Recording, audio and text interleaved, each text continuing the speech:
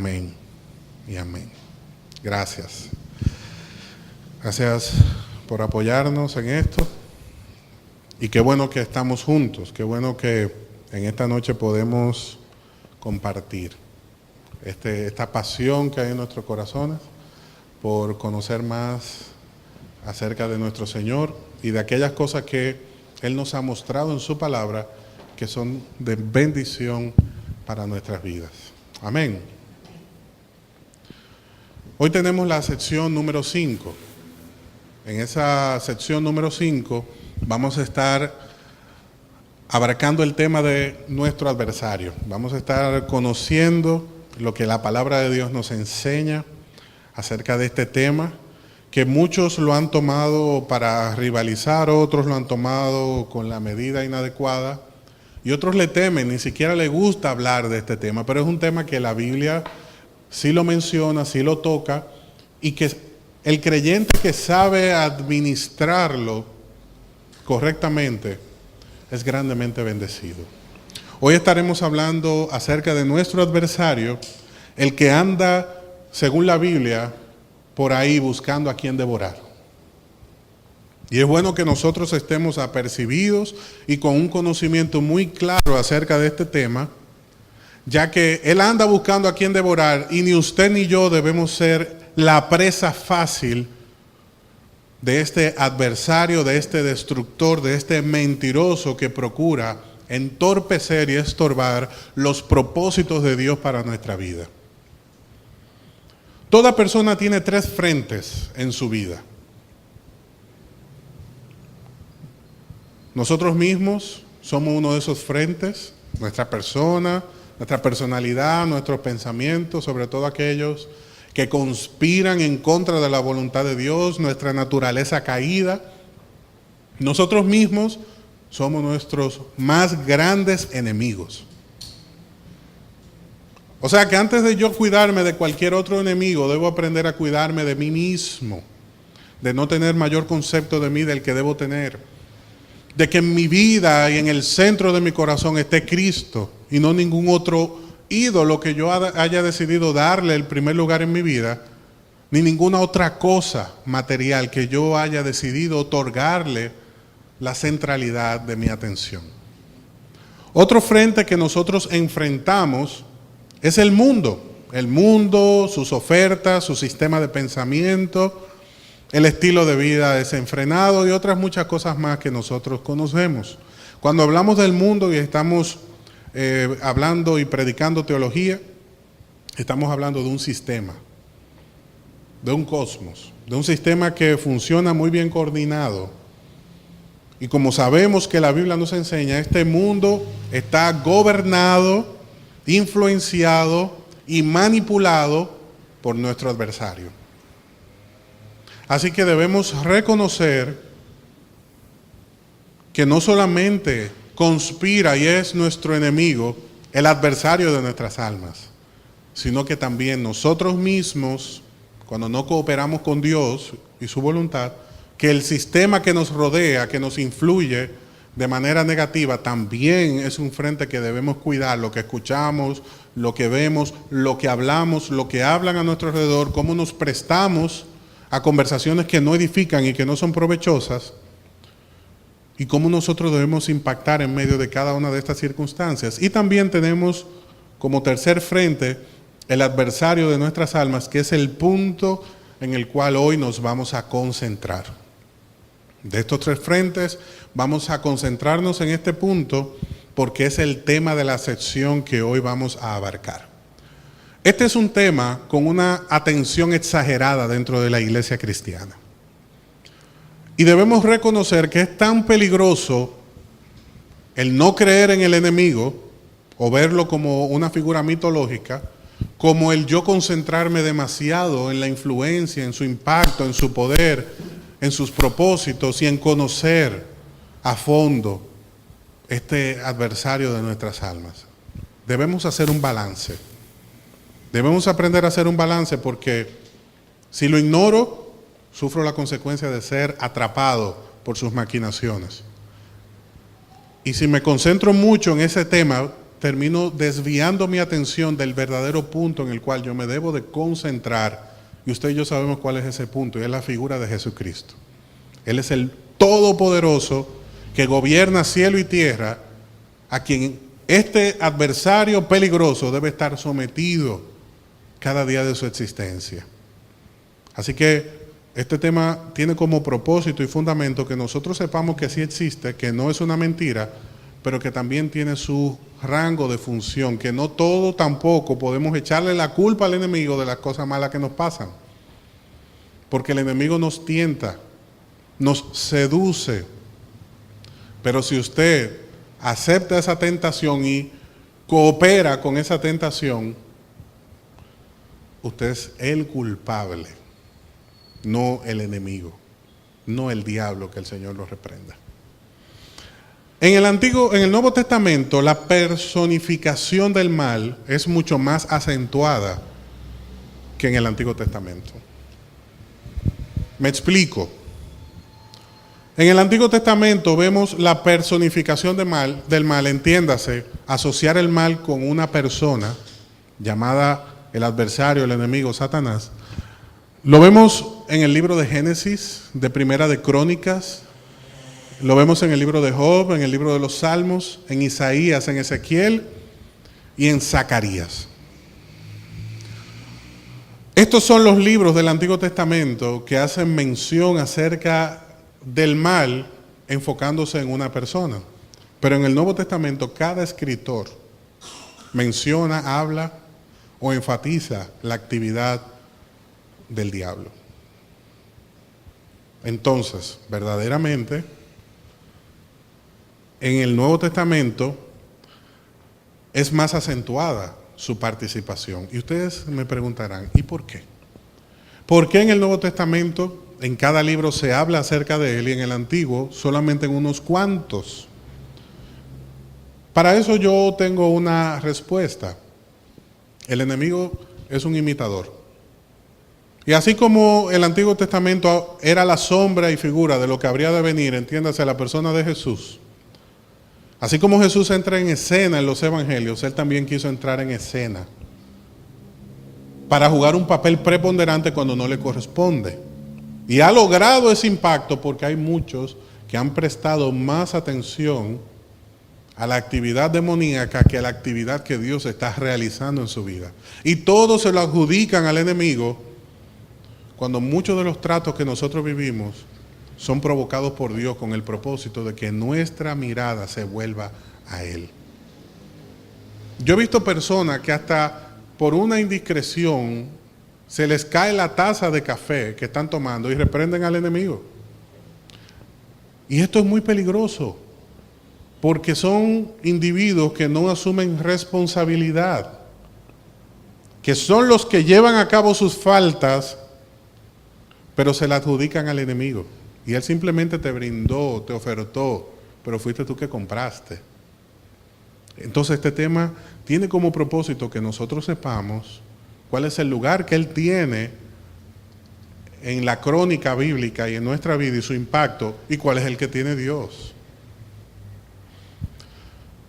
La Biblia nos enseña que este adversario es una persona y lo confirma a través de su inteligencia, sus emociones, su voluntad y su responsabilidad moral. Por ejemplo, sabemos que el enemigo de nuestras almas existe y es una persona y no una figura mitológica o algo que nosotros inventamos, porque la Biblia nos enseña en 2 de Corintios, vamos allá, 2 de Corintios 11:3, algo muy interesante. Tomen su Biblia y vaya a 2 de Corintios, capítulo 11,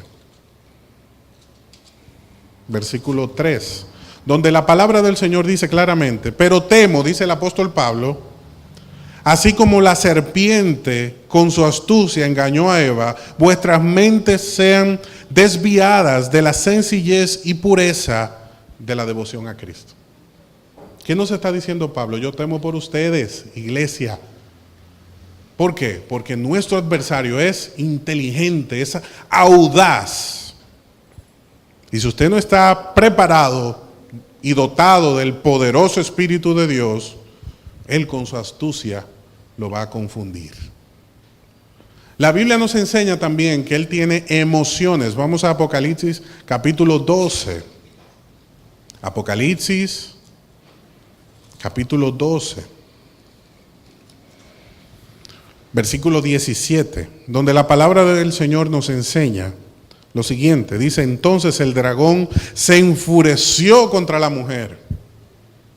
Aquí está hablando en un ambiente profético. La mujer a la cual se refiere, si usted estudia el contexto, es al pueblo de Israel.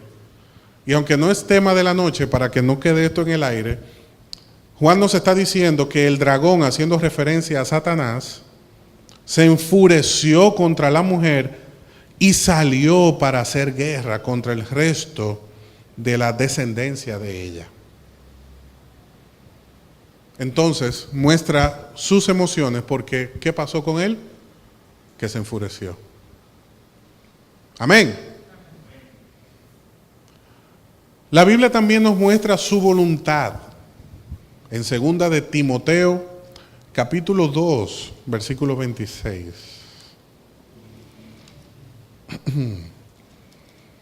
No ponga cara rara con este tema, que lo que estamos leyendo es la Biblia.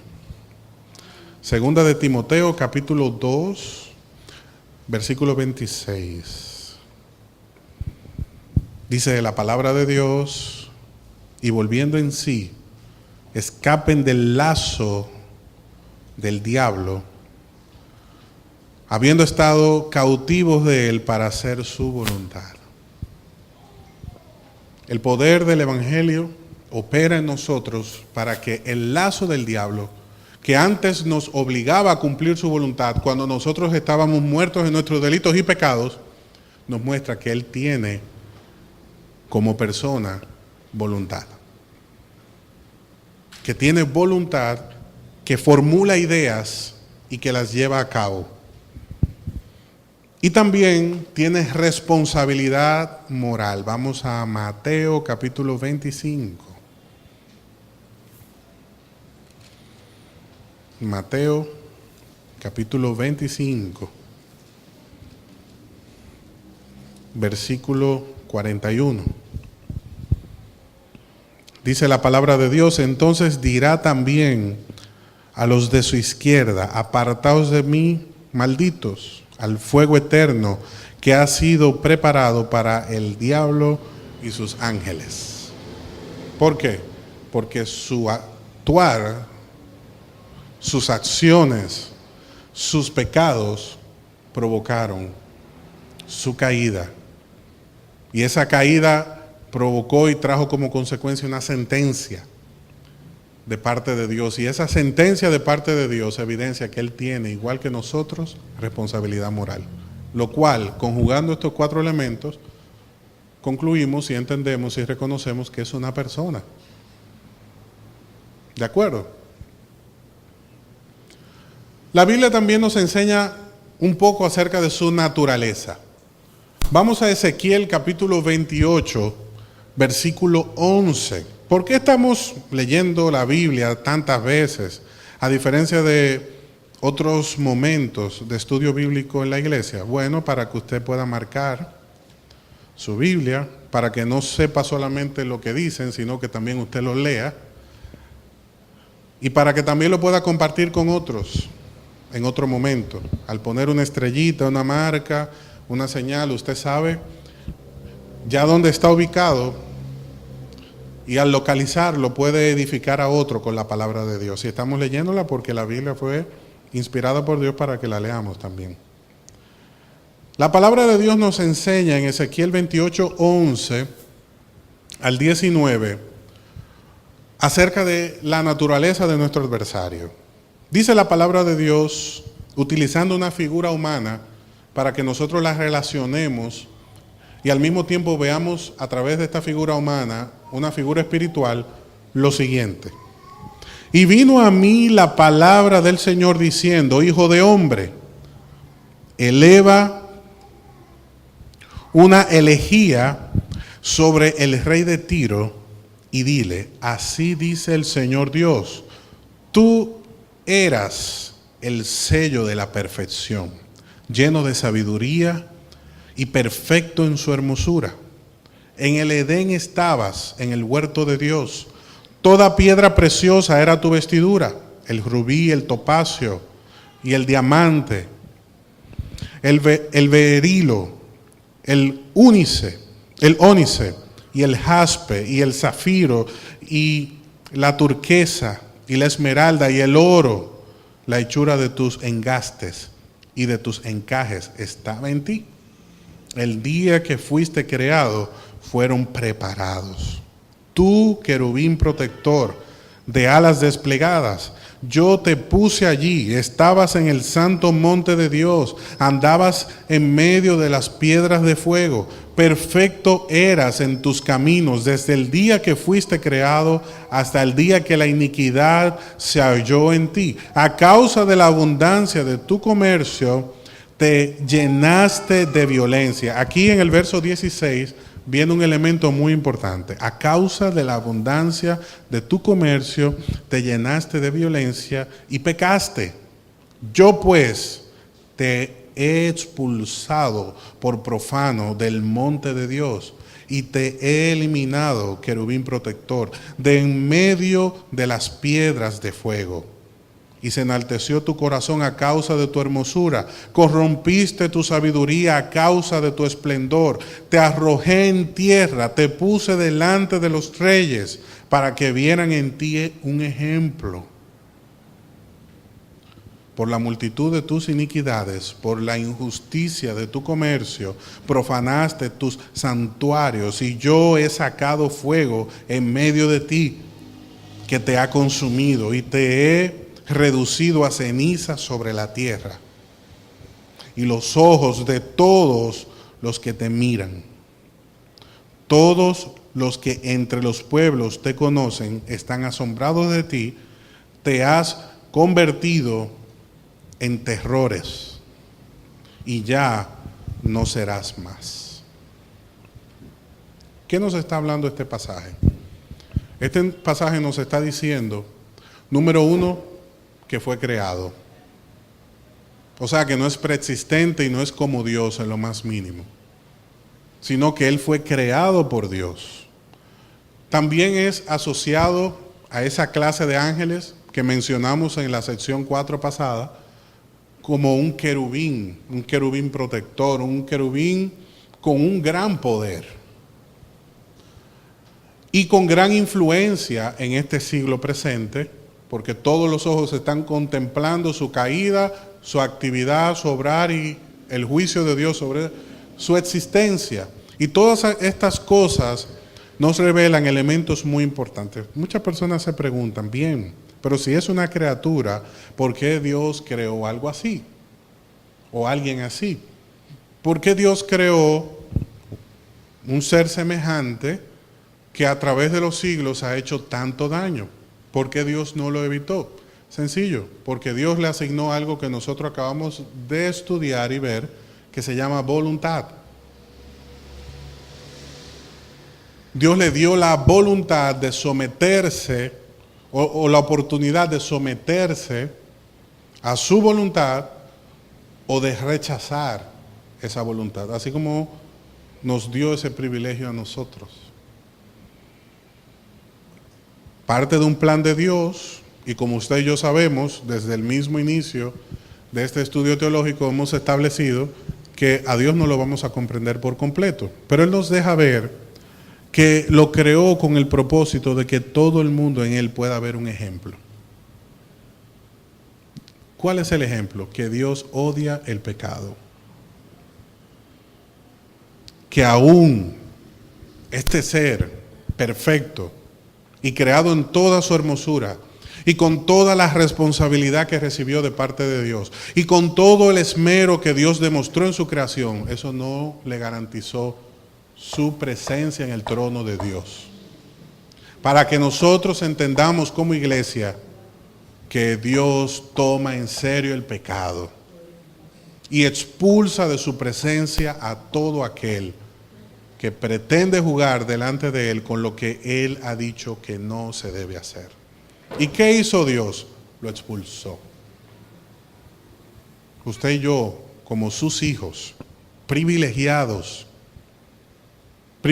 porque Cristo dio su vida por nosotros, debemos honrar esa voluntad de Dios de acercarse a nosotros, de restaurarnos y de perdonarnos, porque en el enemigo de nuestras almas vemos un ejemplo de que la vida hay que tomarla en serio.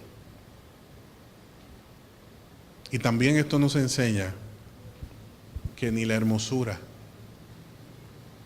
ni las riquezas, ni la posición, ni el bienestar nos hace bien, solo Dios. Que todas las cosas que podamos obtener en esta vida se van y simplemente deben ser usadas y no deben ser un fin en nosotros. Él con todo lo que tuvo no fue suficiente. Así que todo el que hoy día está persiguiendo lo que él tuvo va a caer en la misma trampa. ¿En cuál trampa? De creerse lo que no es. De creerse lo que no es y de olvidar el propósito de su creación. ¿Por qué estamos aquí? Y hoy muchos hijos e hijas de Dios se han desviado de la voluntad de Dios porque se han creído lo que no son. Él se creyó ser igual a Dios y no lo era, ni nunca lo será.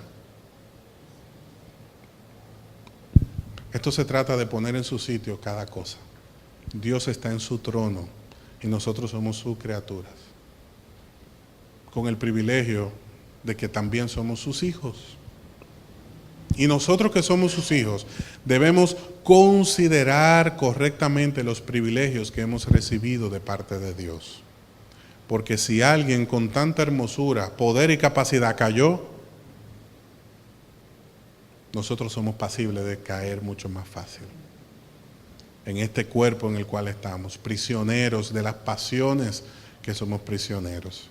Así que no crea que mirando un chin lo que vemos no nos vamos a corromper, que vistiéndonos un chin como queremos no nos vamos a corromper, que dándole rienda suelta un poquito a lo que deseamos no vamos a seguir tras esos deleites.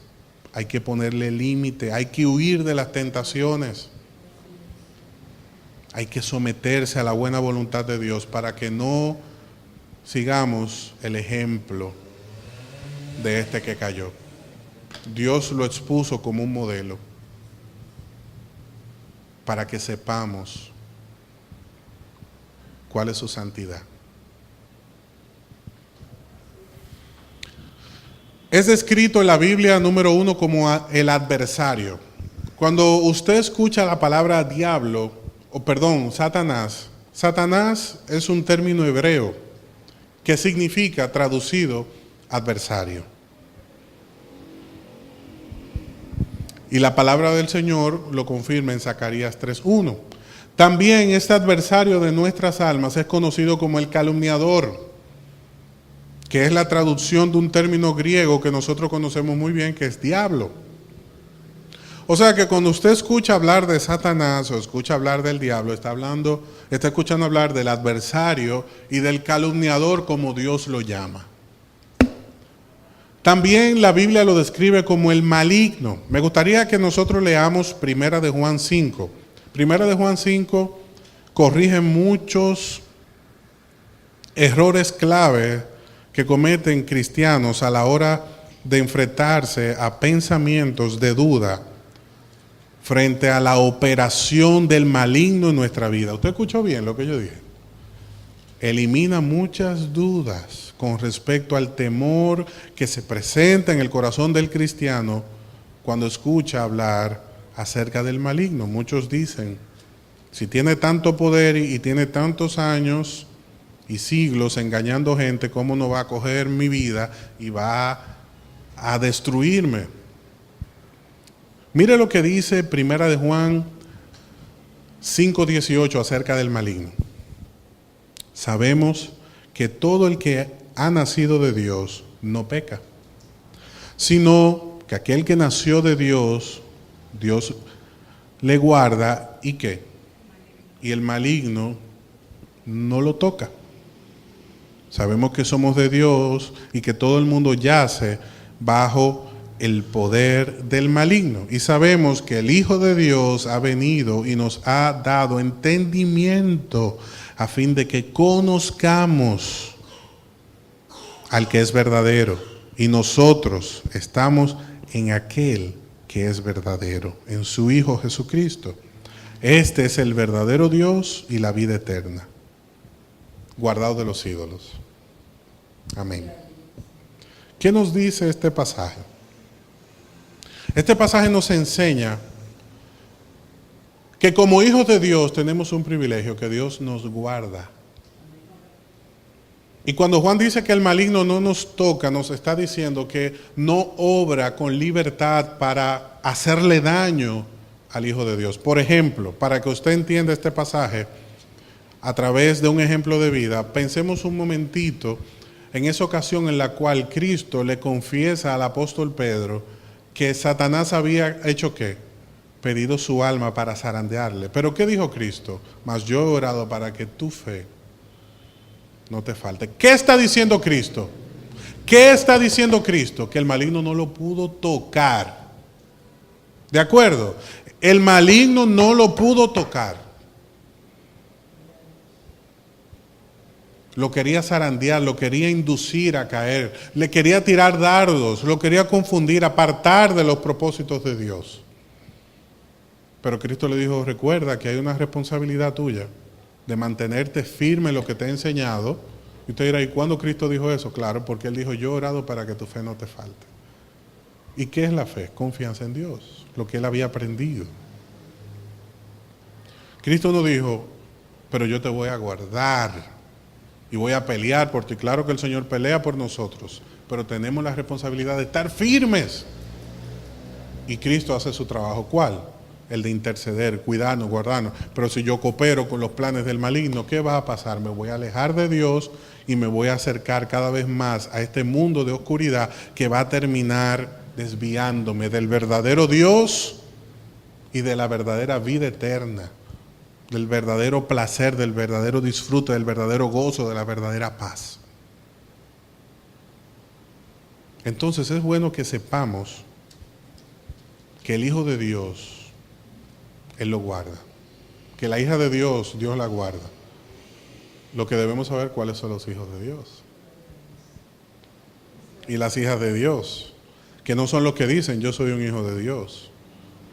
Es en la vida donde se evidencia la paternidad de Dios en un hombre o una mujer, andando como Él anduvo, confesando nuestros pecados, porque el Hijo de Dios dice aquí, no peca medalaganariamente, no peca por pecar.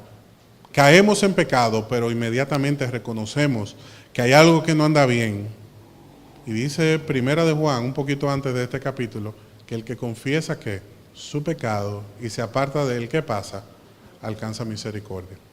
Y el que no se aparta de su pecado, ¿qué pasa? Demuestra que no es un hijo de Dios. Punto.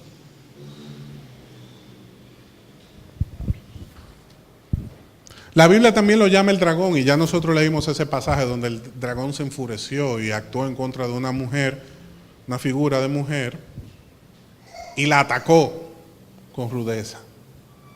También es conocido como el acusador, porque anda acusando allí. Dios no acusa a nadie, Dios redarguye, Dios confronta para sanidad.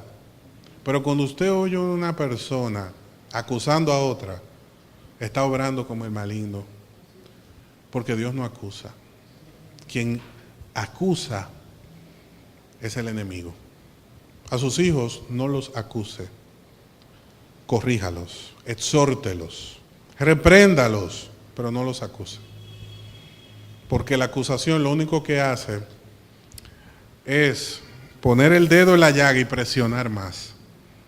La corrección elimina las impurezas y sana.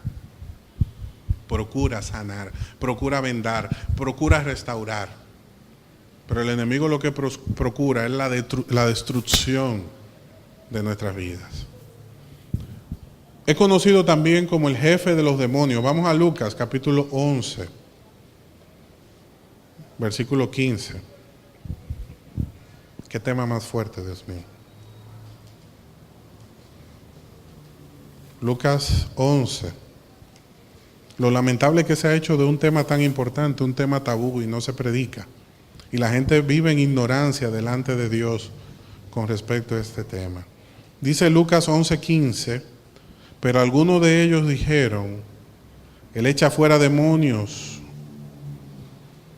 Él echa fuera los demonios por Belcebú, príncipe de los demonios. Amén.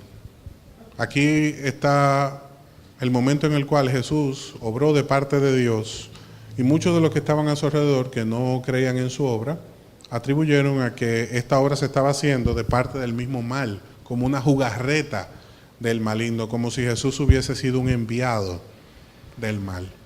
Y no es así, pero vemos que el adversario es reconocido aquí como la cabeza o como el jefe de los demonios, y también es conocido como el tentador, porque anda tentando a ver a quién hace caer. ¿Por qué es importante conocer estos nombres? Sencillo, porque a través de esos nombres que le da la Biblia, nosotros sabemos cuál es el rango de influencia y la operación en la cual se mueve este ejército del mal. La Biblia lo llama adversario para que sepamos que vamos a tener un contrapeso, una adversidad en cada proyecto e iniciativa que nosotros recibamos de parte de Dios. Por ejemplo, cuando se anunció que Jesús había nacido, ¿qué hizo el adversario? Levantó a Herodes para que matara a los primogénitos. Porque cuando Dios hace que algo nazca en ti, inmediatamente provoca que se levante ese espíritu para cortarle la cabeza, la iniciativa, la voluntad, el deseo a aquellos que participan de las bendiciones de Dios.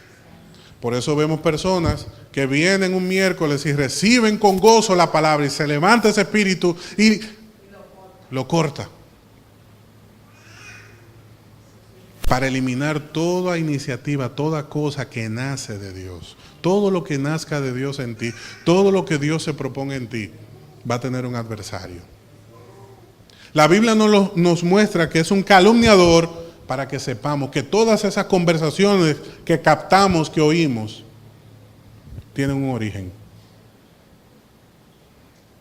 Así que es cierto que quien habló es responsable, pero tampoco olvide quién está operando ahí atrás, quién está conectando esos cables y quién está desinformando. Es el maligno, para que sepamos que todas sus contrataciones y comercios y acciones son hechas para destruir, aunque nos parezcan hermosas en el momento y llamativas. Es llamado el dragón para que sepamos que es agresivo, que no te va a aruñar, que no te va a tumbar un brazo, él te quiere cortar la cabeza. Que el Señor lo reprenda. Que es un acusador. Y usted dirá, ¿y por qué le llaman el acusador? Hoy usted no recuerda el momento en el cual Dios se sentía contento con un hombre llamado Job.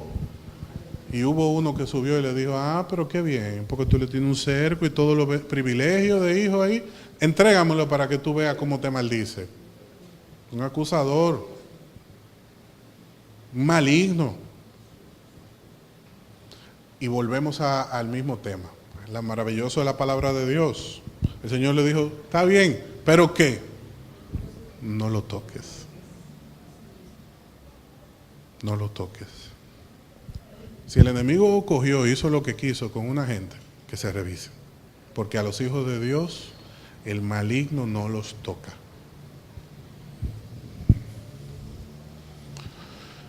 ¿Quién creó el pecado? Tremenda pregunta. Muchos ven a Satanás, el adversario, el maligno, como el creador del mal. Vamos a Juan capítulo 1. Versículo 3. Y usted va a leer Juan y va a decir, ¡ah! Y entonces después de leer Juan, vamos a leer el otro pasaje de Colosenses 1:16. Y va a volver a ser, ¡ah! ¿Quién creó el pecado? Vamos a ver qué dice Juan 1:3. Dice la palabra de Dios, Todas las cosas fueron hechas por medio de Él. Y sin Él, nada de lo que ha sido hecho fue hecho. Está refiriéndose a Dios. ¿Estamos de acuerdo? Bien. Vamos a Colosenses. Colosenses.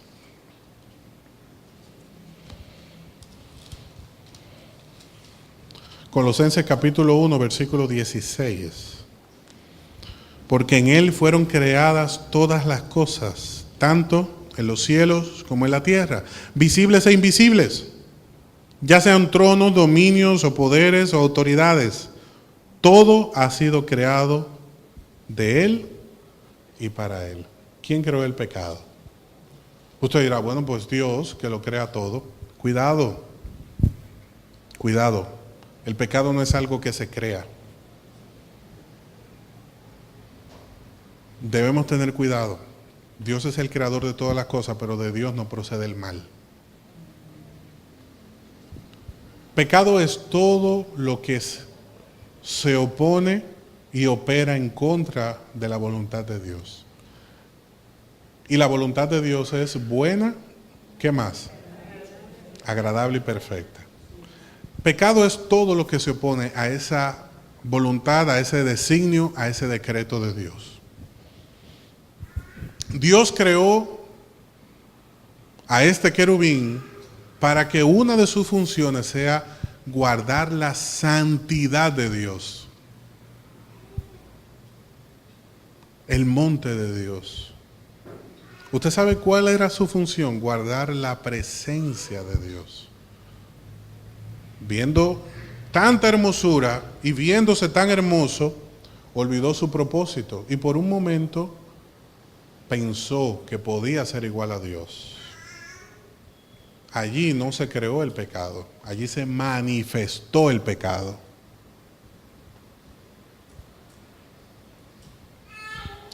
Se manifestó el pecado. ¿Y por qué sabemos que el pecado es algo que no se crea ni se destruye?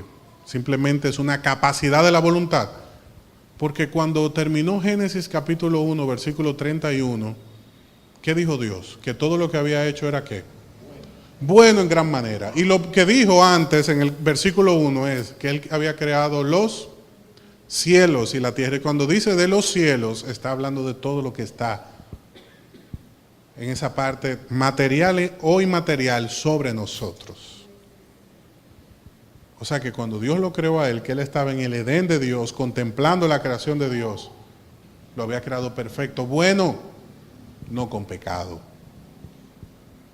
El pecado simplemente es una capacidad que nosotros recibimos al momento de ser creados por Dios con la oportunidad de tomar decisiones. Él fue creado con voluntad, era un guardián de la majestad de Dios. Cuando fue creado y abrió los ojos, ¿qué fue lo primero que vio? Poder, hermosura y sabiduría. Consciente por completo, no como nace un bebé en nuestro sistema de vida, que nace y primero ve colores fuertes y va recibiendo como una esponja y va creciendo, su cerebro se va ensanchando y todo uno va y se va desarrollando. No, él nació con la misma capacidad que tiene hoy en ese instante en el cual Dios le dio vida. Cuando abrió sus ojos estaba consciente de todo lo que Dios le había permitido estar consciente, y lo primero que ve es grandeza, poder, hermosura.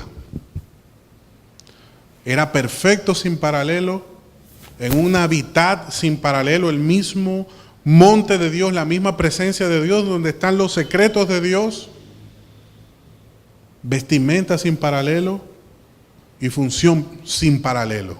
Nadie ha recibido una función como la que él recibió. Y usted dirá, hermano, pero usted lo está justificando. No, de ninguna manera. Mayor es su responsabilidad ante Dios. Peor es su caída. Mayor es su responsabilidad. Porque recibió mucho de parte de Dios. Y en vez de administrarlo como correspondía, se dejó seducir. Pero que yo no entiendo por qué Dios no lo guardó como los ángeles escogidos. Porque Dios lo publicó y lo presentó como un ejemplo también para todos. Dios lo permitió así. Ahora usted va a altercar con Dios también. Se va a meter en pleito con Dios. Deje eso así.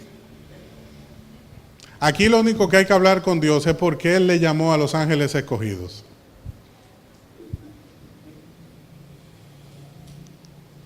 Eso no está bien.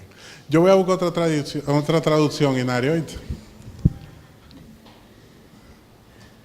Eso de ángeles escogidos, eso no está bien. ¿Cómo se manifiesta el pecado en él? Y ya estamos terminando, pero es bueno que vayamos a Isaías 14.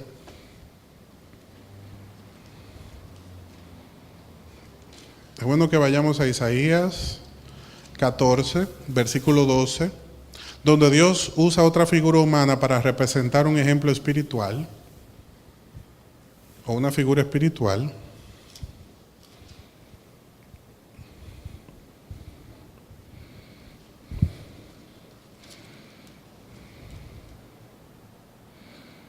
Y mire lo que dice aquí Isaías 14:12. Como has caído del cielo, oh lucero de la mañana, hijo de la aurora, has sido derribado por tierra, tú que debilitas a las naciones. Fíjese cómo Dios lo llama, como aquel que debilita a las naciones. Pero tú dijiste en tu corazón, y aquí es que definimos cómo se manifiesta el pecado en él, no cómo nace el pecado en él. No cómo nace el pecado en la humanidad a través de él. No cómo entra el pecado a través de él, sino cómo surge en él, cómo se manifiesta en él. ¿Cómo se manifestó? Dice el verso 13, subiré al cielo, por encima de las estrellas de Dios, levantaré mi trono. Y me sentaré en el monte de la asamblea, en el extremo del norte, el mismo lugar donde él va a acusar. Donde está Dios, él vio ese diseño y dijo, yo me voy a sentar así mismo como está él, pero más para arriba. Y dice el verso 14, subiré sobre las alturas de las nubes, me haré semejante al Altísimo. Mire lo que dice este pasaje, subiré al cielo. Nos está diciendo que tenía acceso, ¿verdad? Nos dice que junto a las estrellas de Dios elevará su trono, que Él desea gobernar el cielo, donde Dios gobierna.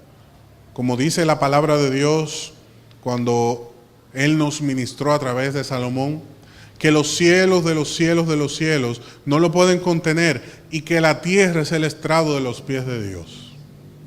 Haciendo referencia a que ese monte de Dios está sobre nosotros. Nosotros como creación y todo el resto de la creación está a sus pies. Y desde ese lugar, Él quería gobernar. En el monte me sentaré. ¿A qué? A dirigir la asamblea de Dios. Esa asamblea que Dios controla. Esa asamblea ante la que Él se presenta, colándose entre los hijos de Dios, dice Job capítulo 1. ¿Por qué? Porque Dios les restringió el acceso. Lo expulsó de su presencia. ¿Pero qué él hace? ¿Sabe cuál es ese lugar? Tenía acceso a él. Ese lugar era protegido por él. Y se escabulle. Y cuando se escabulle no es que engaña a Dios. Inmediatamente Dios, que antes de que él lo piense lo sabe, dime, ¿a qué viene ahora? Bueno, a hablarte de este hermanito de tal iglesia. Ajá, ¿y qué está pasando ahora? Y entonces ahí se produce esa operación del enemigo que siempre es frustrada porque la voluntad de Dios prevalece. ¿Qué también pensó él? Sobre las alturas me sentaré. Él deseaba su gloria, la gloria de Dios, la majestad de Dios. Ser como Él. Seré semejante al Altísimo. Aquí nace, aquí se presenta, aquí se manifiesta el pecado en nuestro adversario. ¿Y usted cree que pasa diferente cuando opera en nosotros? Es el mismo hilo conductor lógico que opera en nuestra mente. Con mucho mayor límite por nuestra naturaleza e imperfección. Pero cuando pecamos, nos creemos que tenemos una posición que no es nuestra, una capacidad que no es nuestra. Él quiere accesar a un lugar que ya no se le permite accesar. Pero cuando el hombre o la mujer va a cometer un pecado o se manifiesta el pecado en él, es porque en algún momento pensó que tenía un acceso que es restringido. Es como cuando usted va a esas oficinas que su tarjeta no abre esa puerta. Pero queremos violentar y traspasar esa puerta. Y eso es lo mismo que hacemos cuando pecamos. Pasar puertas, accesar a lugares que Dios no nos ha permitido pasar. Cuando vamos a pecar, igual que Él, deseamos gobernar, tener gobierno sobre nosotros, demostrar que somos los dueños, amos y señores de nuestra vida. Sí, lo que Dios dice es una cosa, pero yo me impongo. Es el mismo sentido, es el mismo hilo conductor de pensamiento, de lógica que opera en el hombre y en la mujer.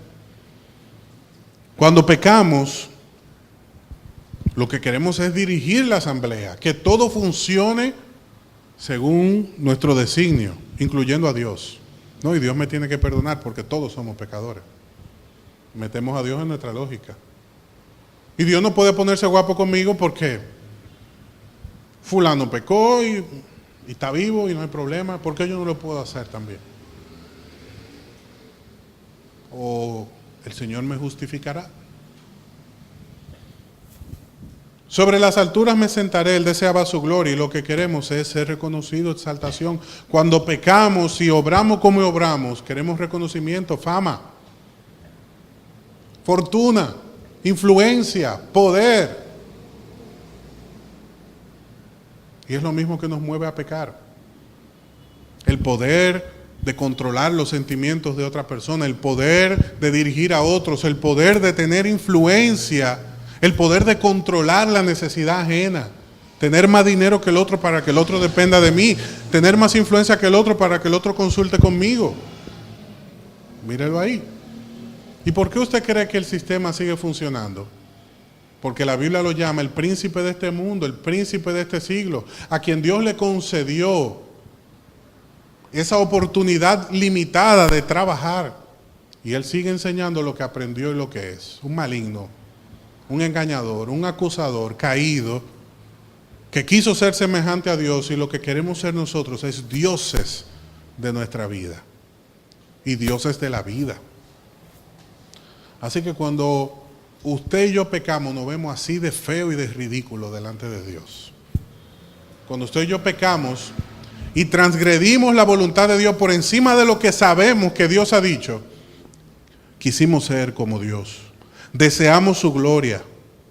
Queríamos dirigir la asamblea que solamente Dios dirige, el consejo que solamente Dios da, lo que es bueno y verdadero que solamente Dios lo determina, que quisimos llamar gris, o mentira blanca, o pecado permisivo. Deseamos gobernar, deseo de poder desmedido, orgullo, exceso de estimación propia y tener acceso a lugares que no nos corresponden.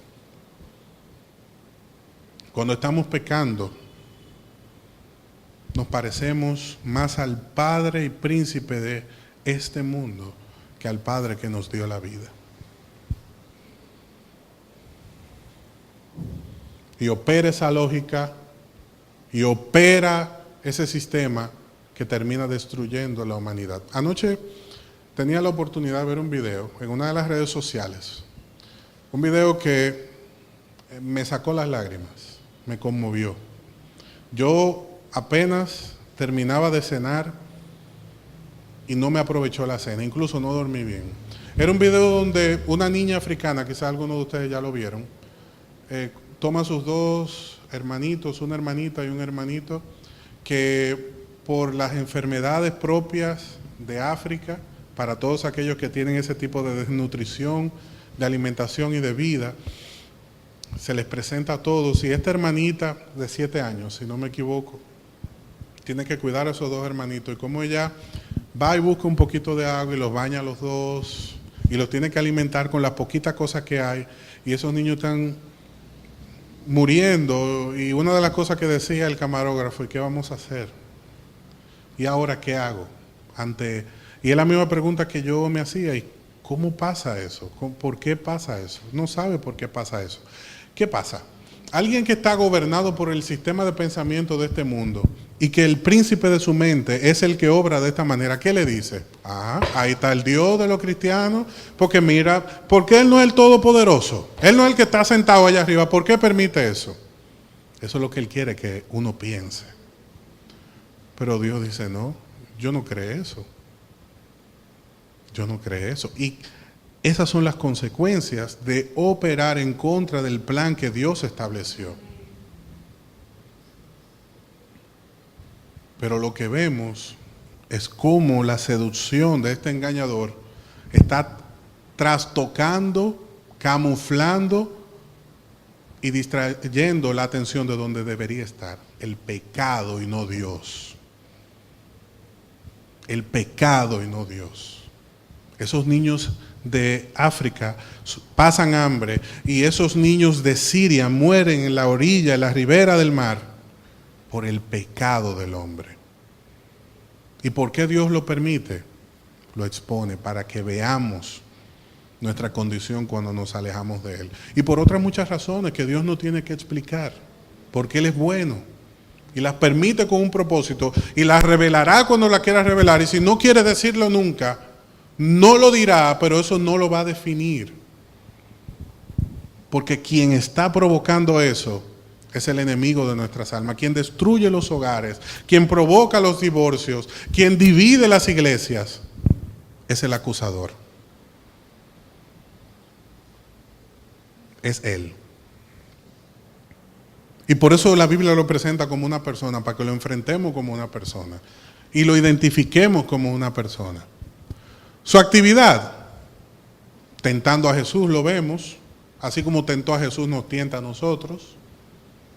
Convierte esa piedra en pan, lo que no es en algo que es. Lánzate del pináculo del templo, que Dios enviará a sus ángeles, tentando a Dios, induciendo a Dios, doblándole el pulso a Dios. Ríndete a mí y adórame, queriendo quitarle la asamblea a Dios. Así es que opera. Como nos dice Primera de Tesalonicenses 2:18, acompáñenme allá. Casi concluimos nuestra sección. Primera de Tesalonicenses, capítulo 2, versículo 18, para que conozcamos la actividad del enemigo. Ya queríamos ir a vosotros, al más yo, Pablo, más de una vez, pero Satanás nos lo había impedido. Porque ¿quién es nuestra esperanza o gozo o corona de gloria? ¿No sois vosotros en la presencia de nuestro Señor Jesús en su venida? Pues vosotros sois nuestra gloria y nuestro gozo. ¿Cómo se lo impidió Satanás? Presentando obstáculos, moviendo sus fichas. ¿Qué fichas? Las mismas que él le ofreció a Cristo cuando le dijo: si me adoras, te entrego el control de todo. El control temporal, pero que se sabe vender. Se sabe vender, porque él no tiene el poder de Dios para entregarle nada a Cristo. Pero eso es lo mismo que le oferta a quien le llena los ojos en este mundo. Ven y te lo voy a dar todo. Y le compramos eso y terminamos dándonos cuenta de que era una falacia, porque así es que actúa. Y como dice 2 Corintios 4:4. Vamos a 2 Corintios, capítulo 4, versículo 4. En los cuales el Dios de este mundo ha cegado el entendimiento de los incrédulos, para que no vean el resplandor del Evangelio de la gloria de Cristo, que es la imagen de Dios.